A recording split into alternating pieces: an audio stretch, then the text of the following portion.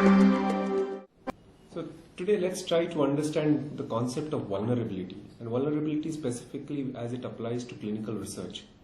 Now, what is vulnerability? Vulnerability in general, as you would understand, means susceptibility or being prone to something.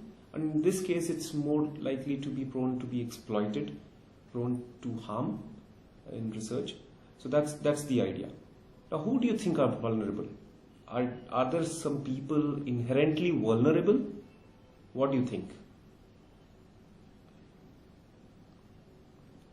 Yes, you're right that there could be some people who could be inherently vulnerable. Examples include maybe children, elderly people, women, especially pregnant women, people like prisoners. There could be people who are homeless, and often all these people are definitely included on a vulnerable list if you go through the literature. But let's pause for a minute and think, are these the only people who are vulnerable?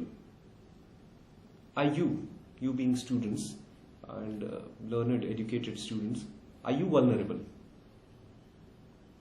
Well, you might be thinking, why am I posing this question? Yes, it could be possible that you are vulnerable. Depends on who is subjecting you to something, and depending on that you can be vulnerable.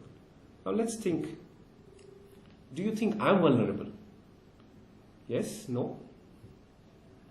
No, there's no trick, but then yes, as I said, I could be vulnerable as well.